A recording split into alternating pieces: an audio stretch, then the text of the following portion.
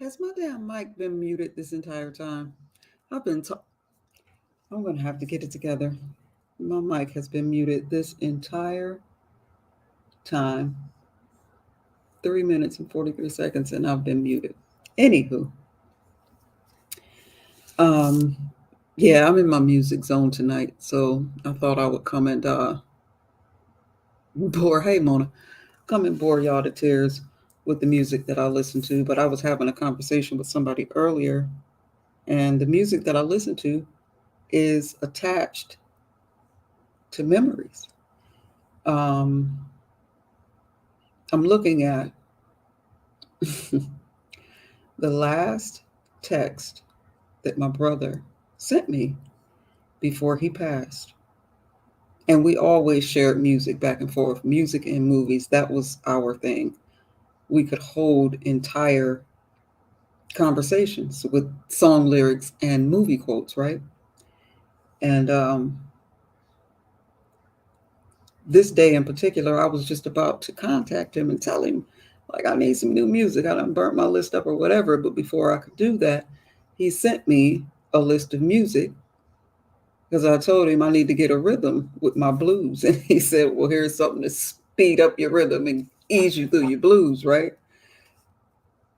This was February 14th, which was almost 2 months to the day before he passed away. And here's the song. Check this out.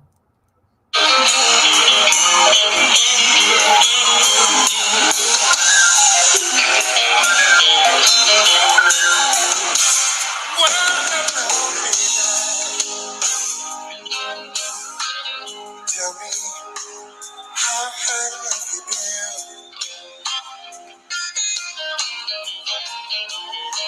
Where all have missed you, and the way you grin. But there's this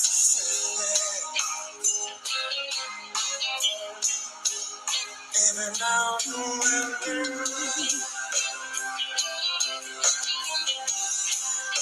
The sun you move on, give it up back again. Fly home, my friend. Go, go on and live again. Love again. Day after night. Night after night. Second guessing every minute as the years go passing by. My man, learn to feel. Hey, Red Present. We come face to face, wishing on the love we took for granted. Life reacted,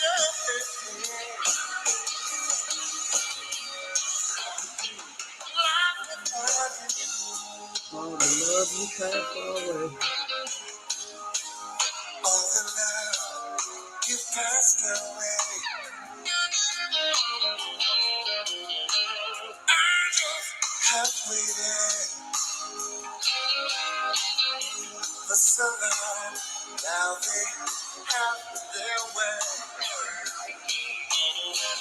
Take your place.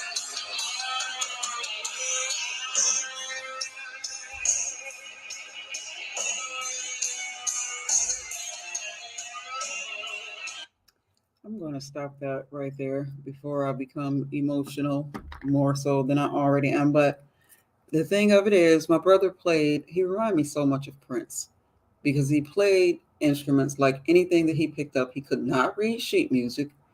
He would just pick up an instrument and play by ear but he loved the guitar. That was his baby.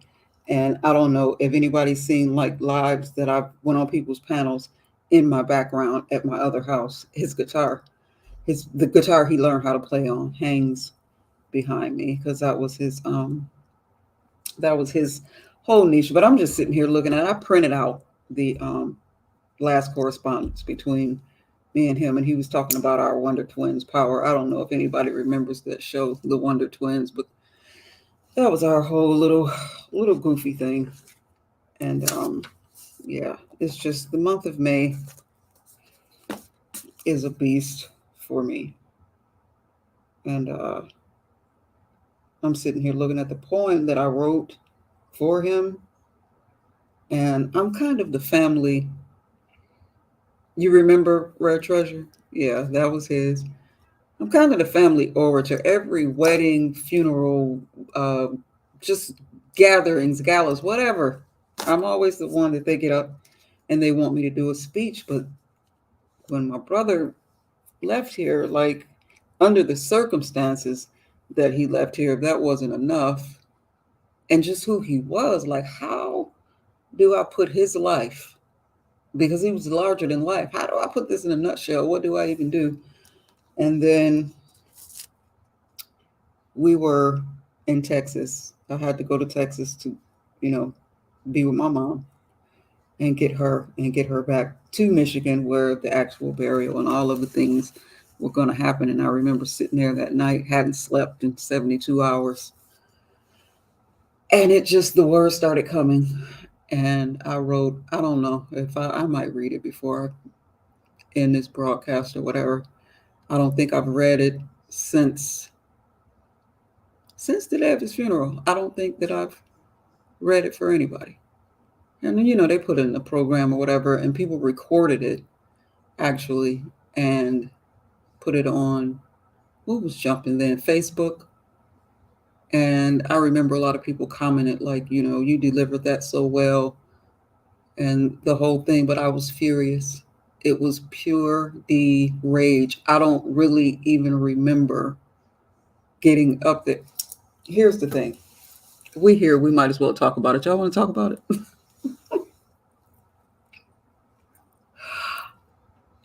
Number one, at his wake, there were less odd circumstances, to say at least, surrounding his death. So at the wake, yo, you want to hear it? We were on guard. It was just a lot going on. And so this broad, they come and get me. I was inside.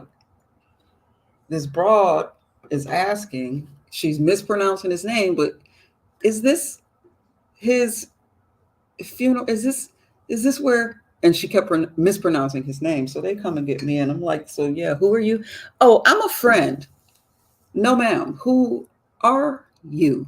You don't even know his name. Who are you?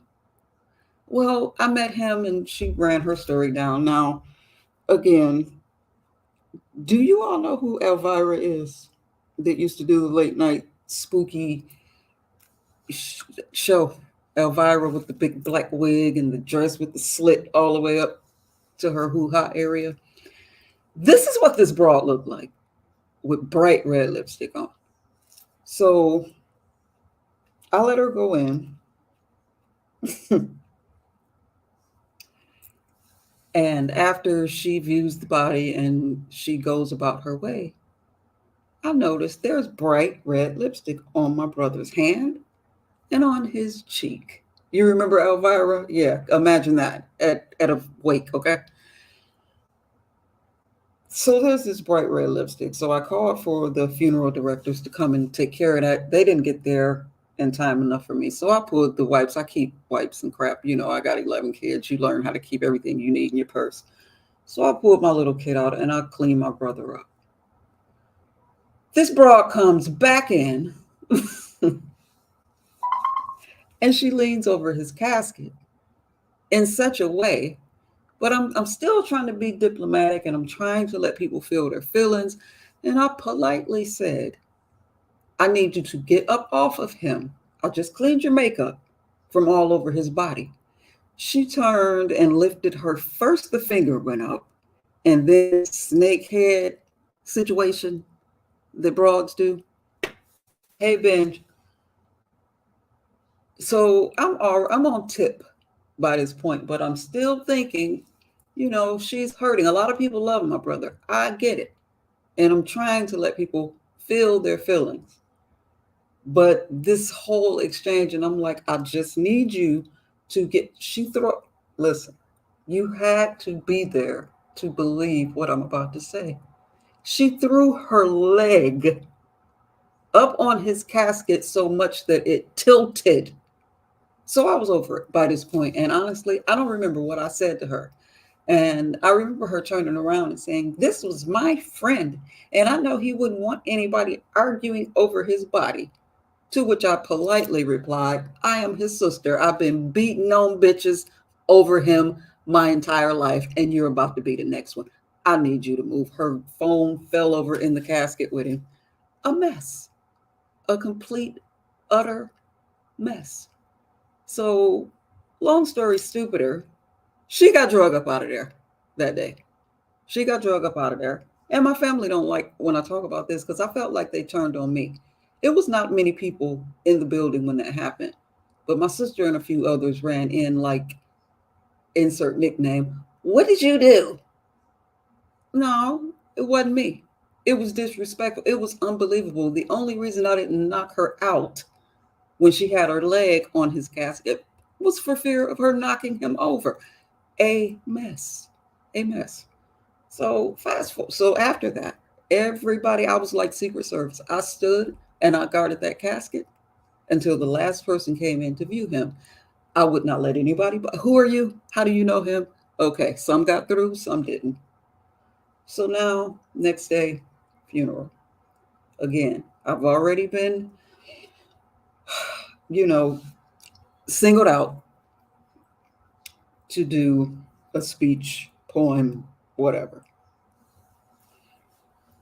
And there was already side eyes because me and my brother both love motorcycles. And I know he used to, when I wore my fro out and I had on my little biker girl gear, he always said I looked like a drummer for Lenny Kravitz. That was our private joke. So I went to his funeral looking like a drummer with the fro, the t-shirt, the chains, the boots on a bike. I pulled up to my brother's funeral on a motorcycle. In my mind, that was the only way to send my twin out of here. We had our own thing and nobody else might have understood it. They might have thought that we needed, all the women should be in long dresses and veils, whatever. Me and my brother had our own thing. And I knew that he was proud of how I showed up. So we get to the funeral. Now, my brother has 3 marriages. And then I'm counting children in my mind right now. It's well over 15. But sidebar, he took care of all of them. So if he had 45 of them, it's okay because he made sure that they were all right. So when in the process of doing the obituary and that whole thing, uh, you know, the only way to say this is this. My brother was popular. Every light-skinned child in the state of Michigan was his. Everybody was claiming I got a baby by him, that whole part. So I asked my mother, because I was the person taking care of all the paperwork, name the ones that you've met. Those are the ones that are going on the obituary, period. So if anybody show up late, then I don't know what to tell you.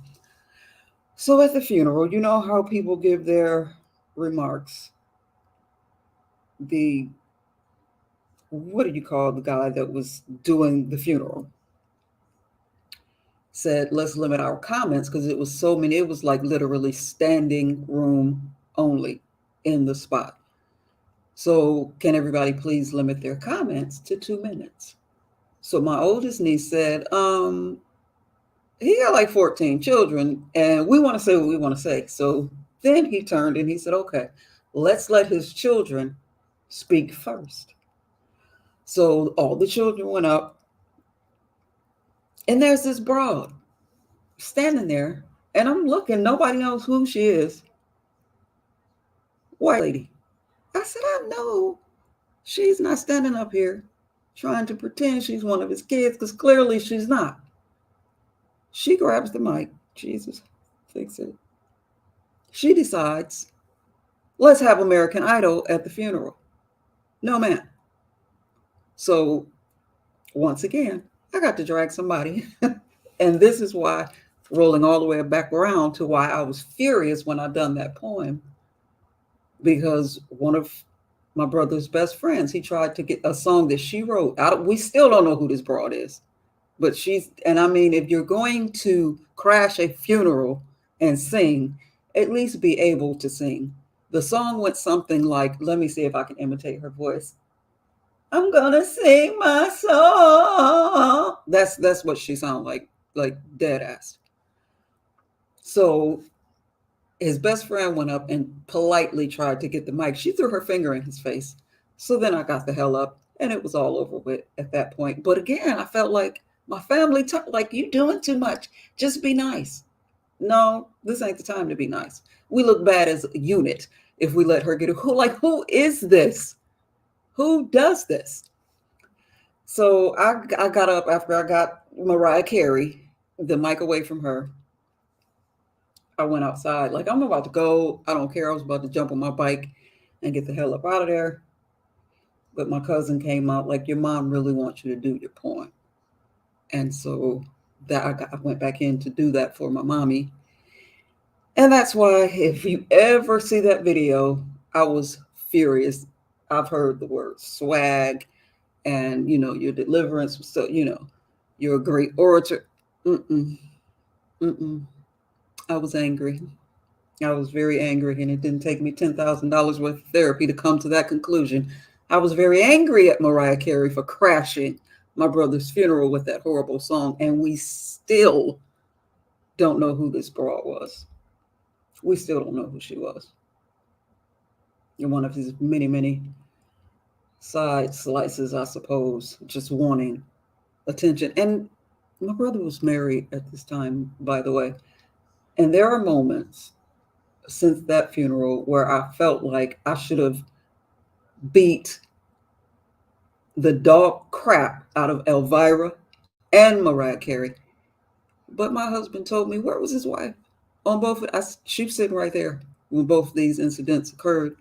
He said, well, hell, if she didn't feel the need to do anything, why should you? Yeah, Elvira, Rare Treasure, was the one at the wake. Mariah Carey was at the funeral. And yes, I'm being facetious. Like, you absolutely had to see this crap. No, I wish I was. You had to see this crap to believe it. It was a mess. And then for my sister, God rest her brain, to tell me that I was the one doing the most. Why should we sit here and take this? Who, again, I can't stress it enough. Who are these people? We never met them. And if nobody, and I don't mean to put myself in a place, but me and my brother had this bond. All the women, all the children, all the whatever. If I didn't know about you, you couldn't have been important. And I know that sounds heady or whatever, but it's the relationship that we had, and there were some people who even, had the gall, knowing half of a story, like, well, maybe it was your brother's fault for having all these women and not having them in check. Let me tell you one thing about that newbie. He had, there was no limit to the women, but they all knew their places. He was honest with every one of them. When that damn movie, Hustle and Flow, came out, I didn't even need to watch it because I lived it, watching my brother, how he got down. It wasn't strange for him to have two or more women, but he wasn't lying to anybody. This is how I get down. This is where the car is rolling. If you don't like the way it's riding, feel free to get out. You have to respect that. He wasn't lying to anybody. They chose it. One of his exes She and I developed a relationship outside of, her being my sister-in-law. And then when that ended, I listened for, because I mean, my brother wasn't an angel. I won't sit here and pretend that he was, but he wasn't a liar. Take that where you want to. Like, this is, what you signed up for, you know. But I let her vent and I let her get it out. But here's the thing with me: you have 2 to 3 good vent/rants with me, complaining about your situation. The next conversation, we need to be talking solution or miss me with it. Either enjoy your misery or shut the hell up talking to me about it. And when I told this chick, you need to take some responsibility for your part in this situation because you knew who he was and how he wrote before you. I guess you thought you had the golden cooch that was going to come along and change the game. You knew how he was. So who are you really mad at here? She stopped talking to me. It was a whole big blow up and a fallout. Like, what did I tell you that was wrong? Again, you mad at me? You mad at him? Or are you mad at yourself? And that's just, that's the long and short of it. And I can go on. I'm always in the minority. I get it as a female when it comes to relationships and boundaries and, who does what and how it goes down. Um, I just look at it a different way. I was raised by men. Truth, yeah, truth hurts, definitely. I was raised by men, right? I was a tomboy and I was always following behind my uncles, brothers, cousins, and my dad. And I watched how they moved and how they maneuvered. And I didn't want any part of thinking that if I liked a whorish ass man, that I was going to be the woman to come along and change him. I'm going to take him for what he is or get me a man that's not whorish. Now, if you don't want a whorish man, you better you cannot change people. I don't, there is, I feel like I'm rambling, but anyway, I don't have nothing else to do. Do y'all? Hey, Red. There's a football player. I think he's a football player. Football, basketball, one of them. I don't really get off into sports, but I've heard my husband talking about this guy. And apparently, he has this wife that she's always at every game. She's in the locker room, she's at the hotel, and she's proud because I know my man ain't cheating because I'm always around. Now, honey, so what I get out of that is you feel that he would if you weren't there being a watchdog. I don't want to have to be a watchdog 24/7. I don't want you to not betray me for fear of me running my mouth or acting up or getting on your nerve. I want you to choose me because I'm what you want. Like, don't come home because you're scared to get in trouble, not come home because you're scared to get in trouble. Come home because this is where you want to be. Do you get what I'm saying? Did I say that right? Am I saying it the way I'm saying it in my head? Because I don't get that. And that goes for male and female. I have never been a go through your phoner for what? Why am I looking for information? First of all, what am I going to do with the information when I get it? Whatever I'm looking for. Once I get it, cooch shot. So I don't know what the hell people are looking for in other people's phones, but what am I going to do with the information when I get it? So let's say I find cooch shots or let's hook up text or whatever the thing is. And I found this, I fuss about it this time. And then I find it again. And I fuss about it this time. And then I find it again. And we fuss in how many times am I going to go through this phone and we have the same argument? By the second or third time, you are somebody who likes extracurricular coochie. And I need to accept that or I need to move on. And I'm not out here giving people permission and saying, oh, just, go screw the world and bring diseases and babies home to me. I just don't have my ass on that. My husband has a job that has him traveling a lot. And I have other females like, you don't think When he out on the road, no, I don't think about that. I think about the fact that my bills are paid. I am happy with him. We are still, after 20 some odd years, attracted to each other. Just today, he grabbed me. I was walking through with barbecue. I was barbecuing. I had charcoal and potato salad juice all over my clothes, and he just grabbed me and pushed me up against the wall, and he kissed me. And then he let me go, and we both kept on walking. We're still attracted to each other after all of these years. That makes me happy. We understand each other. We play around. That makes me happy. And when I tell the soldier to stand to attention, he always wake up for me. So I don't think about what the hell he's doing when he's not here. And I don't know if that sounds like I'm giving him permission, but no, it is what it is. I don't know. It is. Don't need a security guard. Right. People are going to do, hey, Stiggs, what they want to do. You cannot change grown people. And so many women have that twisted, like, he changed for me, or you wasn't the right woman to bring it out of him. No, sweetie, you met him. Maybe if he changed, if it looks like he changed, you met him at a time when he grew up and he was ready to change. And it's cool, even if you did bring that out of him, that's cool. But the tone that I hear with that conversation is, if he moves on to the next woman for whatever reason, she won't get what I got. So you have a piece of shit that you have on a choke chain and he's acting right because he's on a choke chain. No, no. Thank you, Red Treasure. Yeah, I have a man. I have a whole man, you know, and he might not be the. And you know what? I don't talk about, most of the time, I don't talk about my relationship with some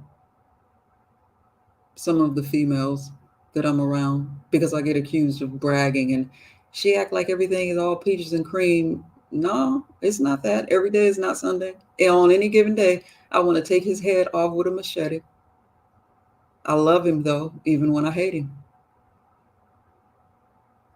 And we just, and I'm sure the feeling is mutual, but we appreciate each other and we know each other. We were, for crying out loud, we were friends for over 10 years platonically before we figured out what we were to each other. I think, looking back, I think I've been in love with that man since very, very shortly after I met him. But we were friends, we were business partners, and we just, you know, we never went there until we did. But everybody around us knew. We've nursed each other through divorces, breakups. I was even trying to help him find a wife at one point. Isn't that funny? And when he described, I'm like, okay, you can't pick no more wives because he was picking all the wrong people, right? And I'm like, okay, describe, tell me what you want. And he gave me his, well, I wanted to be this and I wanted to have that and this and this and this. And when he gave me his list, I was talking to one of my good Judies and she was like, bitch, he describing you. But we didn't see it till we saw it. I don't know. And we're still weird and people don't get us, but it is what it is because some days I'll tell him I need to talk to my friend. I don't need to talk to my husband right now. I need to talk to my friend. And he can come to me and say that I don't need to talk to my wife. I need to talk to my friend. And we can still have those conversations.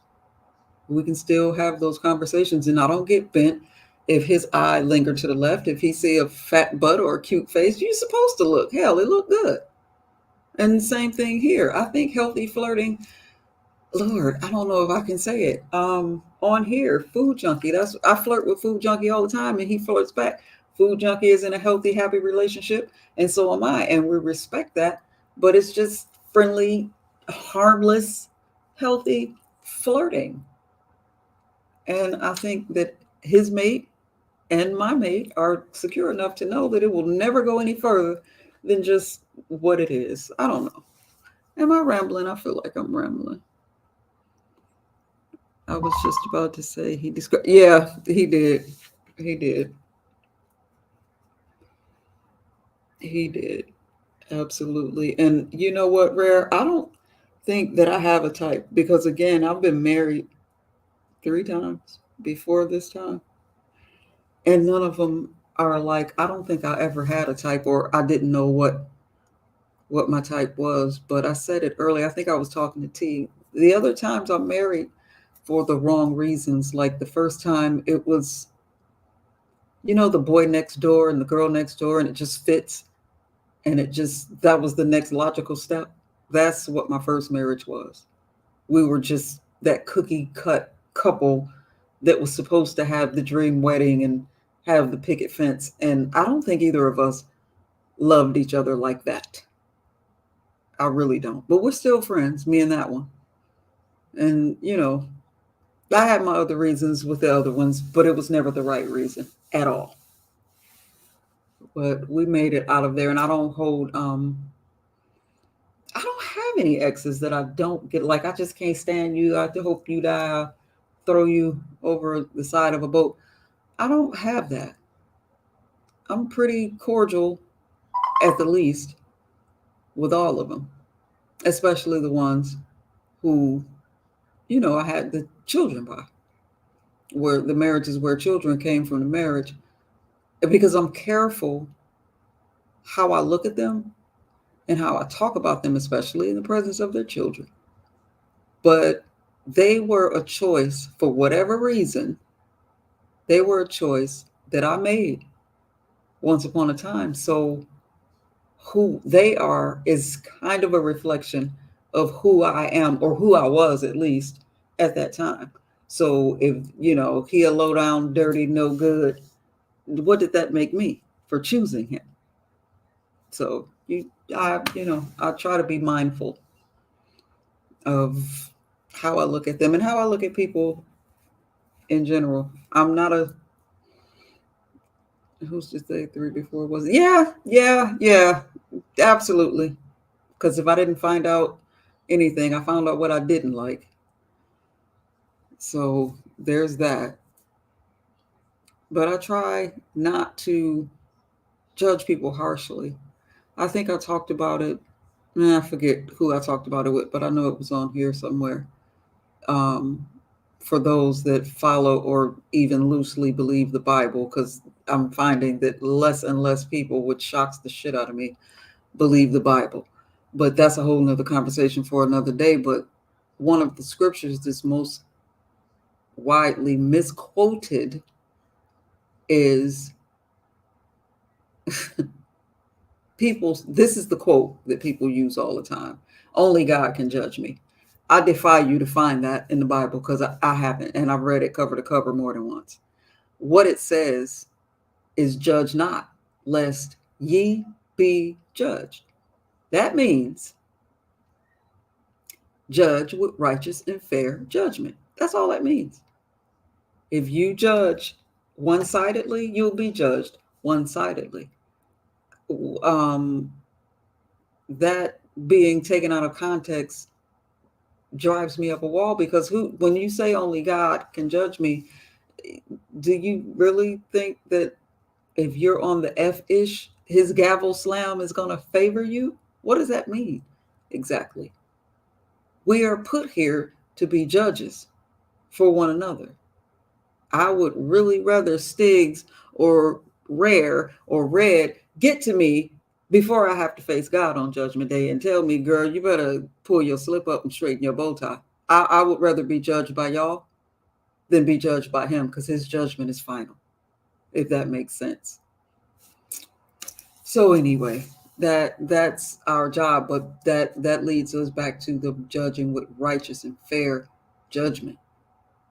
My thing is, we always focus on the what and the how. The answer and the healing is always in the why. For every crackhead, every dilapidated bitch, every dirt, daubing, gutter, butt, six cross, pass across whore that you ever met, there's a reason that she turned out to be that way. We all reach for different medication when we're hurting. Aren't you glad that your pain didn't cause you to be a whore? Aren't you glad that your pain didn't make you wake up and grab crack or felonious activity?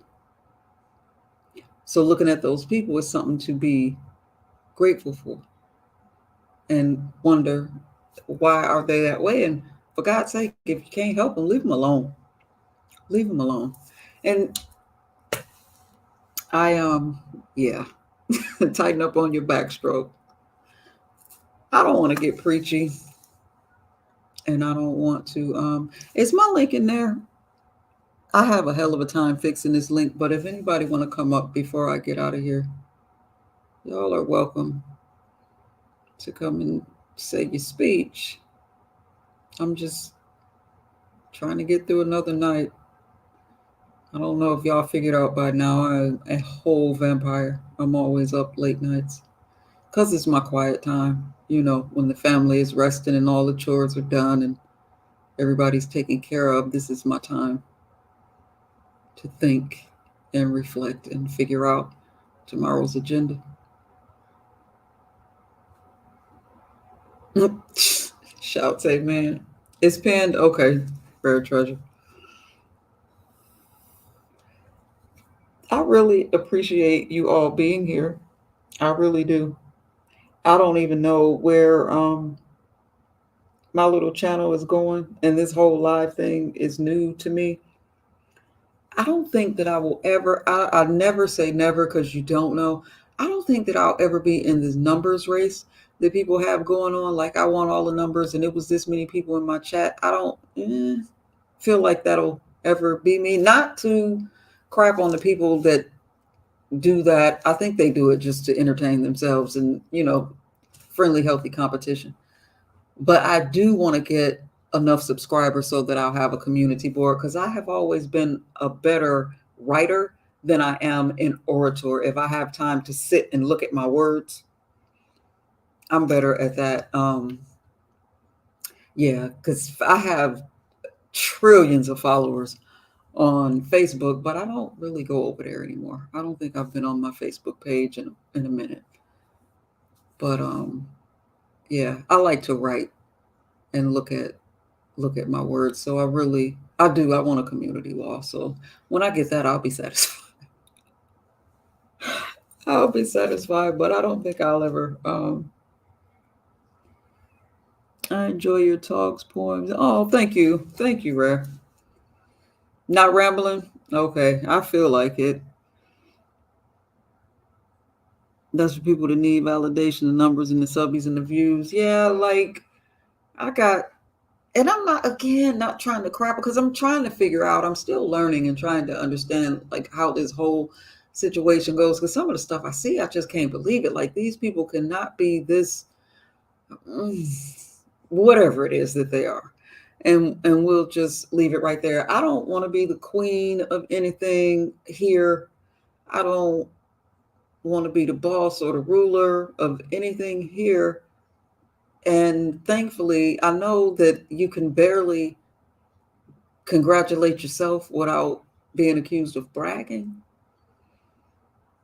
But my accolades, my achievements, my goals out here in Newbieville in the real world, I've hit most of them, and and that's enough.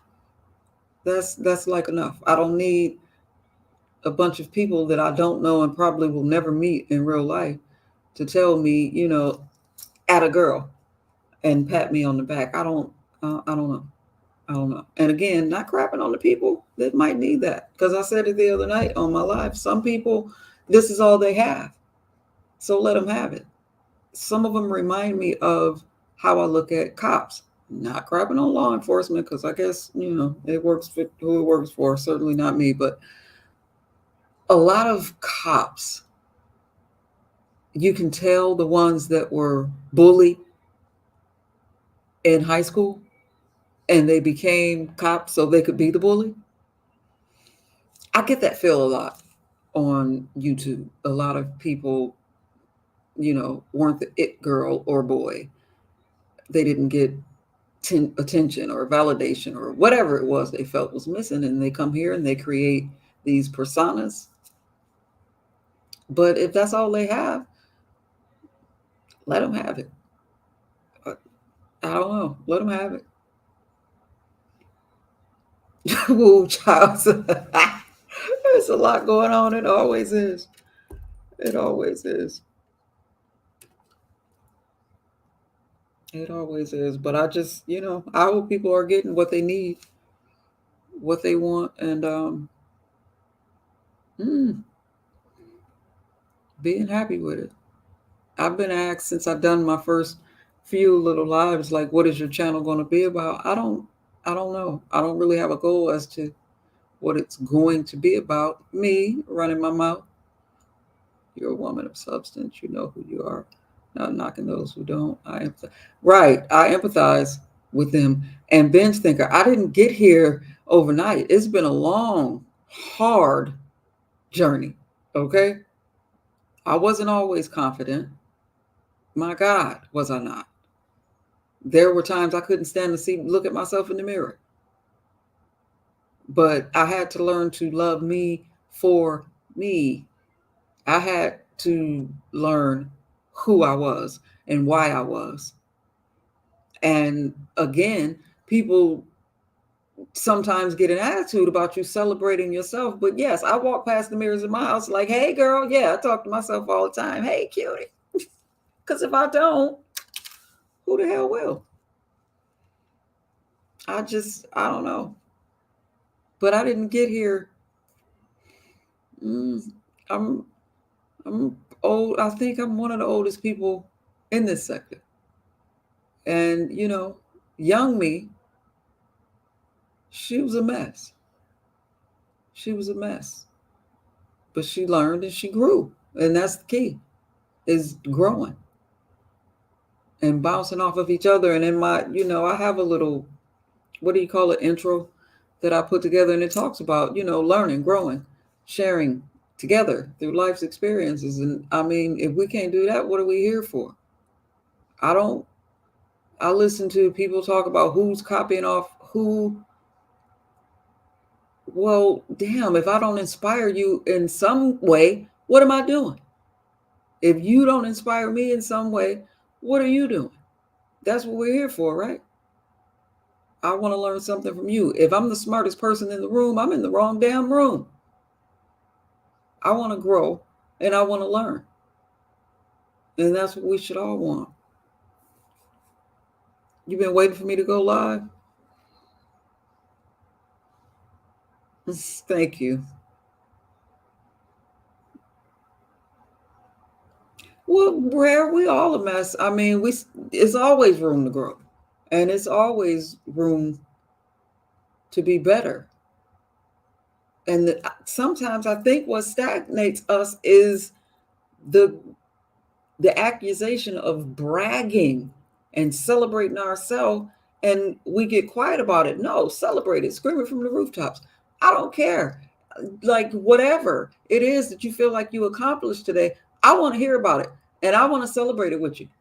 Whatever it is. Hell, if you didn't know how to make pancakes yesterday and you pearled those pancakes today, I want to know.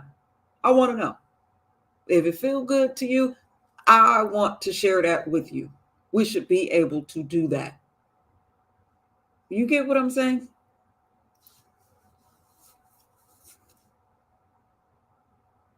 I'm reading the comments now. Let me see. Yeah, Benj, I try. And that's my thing, feeling wonder like who the hell gives a crud about what it is that I have to say. But if people don't, they don't have to show up, do they? And that's just what it is. The only thing that I can reflect on is my real life and my real experiences. that I'm willing to share, because every part of you can't be for sale. But my hope is that something that I say or do can enhance somebody else, and they can grow and have hope. And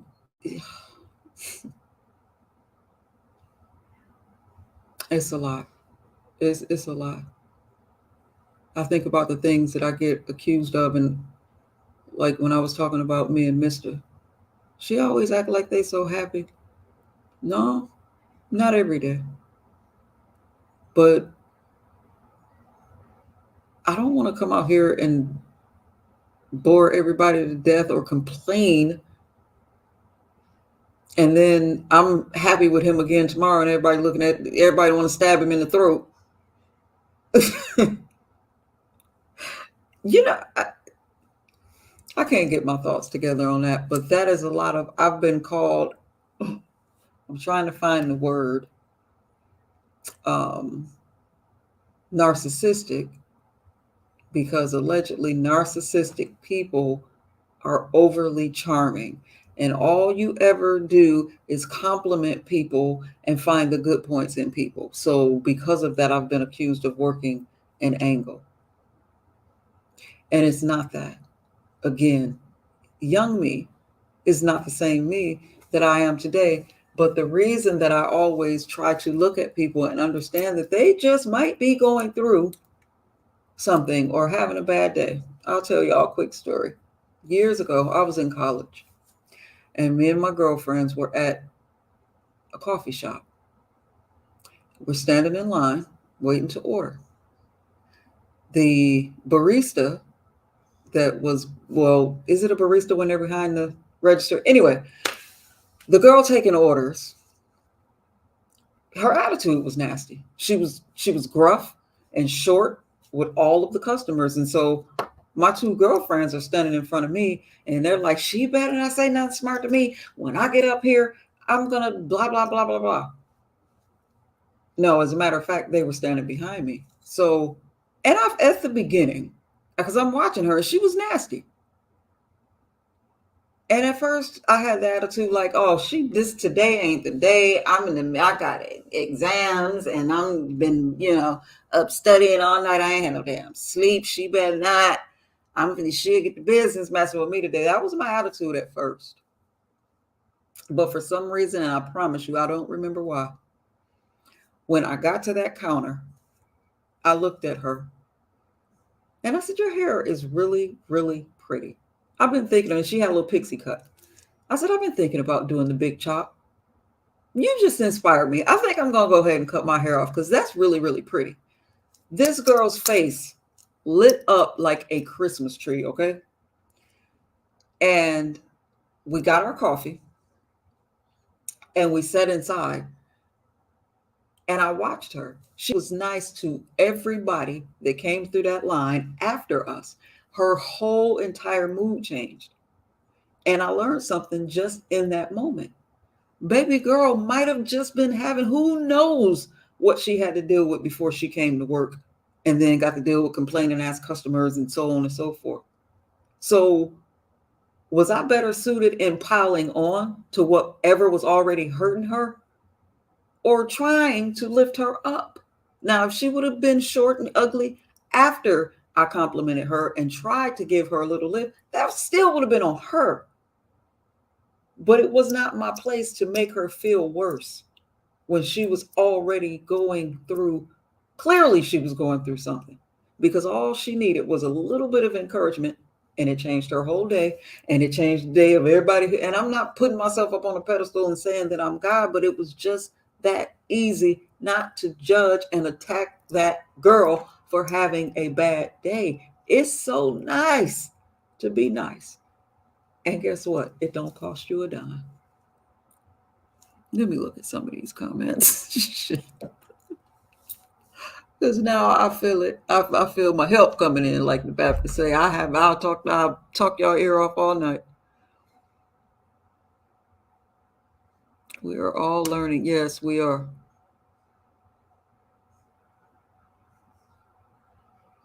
Whoever says healthy relations. Yeah, yeah. Projecting, yes. A friend would be happy. You would think so. You have no idea some of the stuff I've had to deal with. The things they try to go find and bring back and dump in my lap. Hey Angela. Can everyone in here give newbies? Oh, thank you, Rare. Thank you, Rare. So anyway, now that I've talked, we almost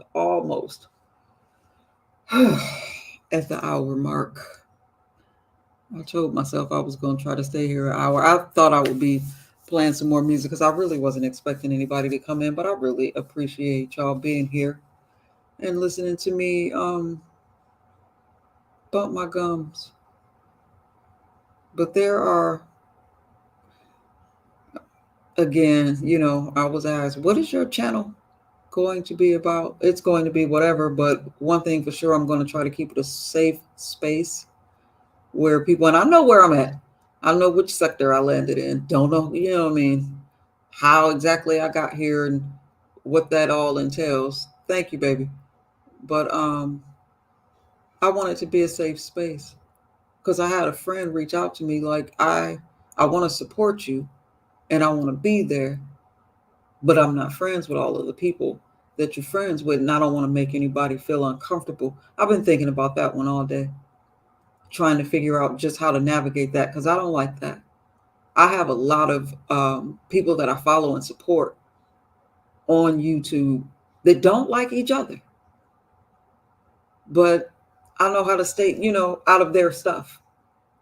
And I don't want somebody to feel like, these people are in her chat, so I don't want to go. That's not cool. That's no, that's not the environment that I even. Yeah, I'll figure out how to fix that. Happy to see me. Thank you so much. So I don't know, like YouTube for me in the beginning was a break from my real life. And sometimes I don't get why they want to bring real life crap over here. The roasting, gagging, dragging, that's all fine. And it's even entertaining, you know. But the dark heartedness of it all, I don't get. And I wonder, with a lot of, are they like this in real life? Like what has them hurt? Because hurting people hurt people. What hurt them so bad that they have to be like this, or is it all just for a show? So I don't know, but I don't want anybody to come here and not feel comfortable. I want people to feel even that they can say the things that nobody else says, the things that people are afraid to say. And this is why I don't know when I got to get my thoughts together and really breathe in and breathe out. But I want to have, and I've already kind of thought about who I would love to have on my panel. I really want to have the colorism conversation. And I want people, I don't think there are sides, but for the sake of this conversation, people from all sides. I really want to have that conversation because, again, I feel like it's been talked around, it's been talked at, but I could be wrong. I don't see everything, I can't be everywhere. I've yet to hear it talked all the way through. And even if feathers fly and we got to scratch at each other for a minute, I think that we are intelligent enough to come to some understanding because light, dark, see through, or motorcycle seat, black, we are all one nation and we need each other. I cannot get jiggy with people within our community judging each other for color and not feeling like, what's the word my girl uses? The interlopers. Who do you sound like when I say I don't like you because of your skin tone? Who does that sound like? On that note, before I go too far, I'm going to get up out of here. Thank you for coming. I have enjoyed this thoroughly. I love you all. You all are appreciated. You have been in the lab with the mad scientist with her pen and pad. Class dismissed, baby dolls. Be blessed.